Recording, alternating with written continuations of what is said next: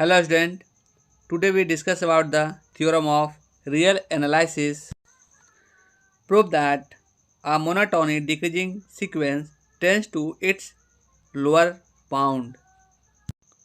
Now proof. Let sequence n be a monotony decreasing sequence whose greatest lower bound is k.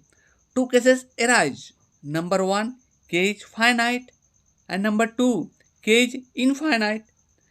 When k is finite, by definition of greatest lower bound, we have number 1, n is greater than equal to k for all n, that is equation 1, and number 2, n is less than k plus epsilon for at least one n.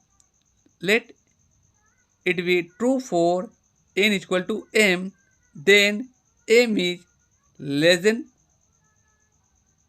k plus epsilon, that is equation 2. But sequence n is monotonic decreasing sequence, so n is less than equal to m for n is greater than equal to m, that is equation 3. From equations 2 and 3, n is less than k plus epsilon for n is greater than equal to m, and from 1, n is greater than k minus epsilon for all n, and so for n is greater than equal to m. Combining these, k minus epsilon is less than n is less than k plus epsilon for n is greater than equal to m.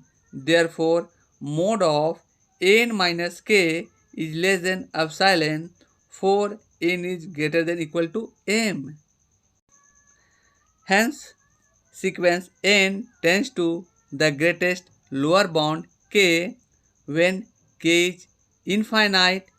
If the lower bound is infinite, it must be negative, and given any positive number g, we have n is less than minus g.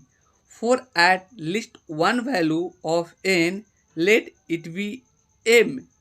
So m is less than minus g, but n is less than equal to m for n is greater than equal to m. Therefore, n is less than minus g for n is greater than equal to m. Hence, n tends to infinitive as n tends to infinitive. Hence, prove this theorem. Okay, student. Bye bye.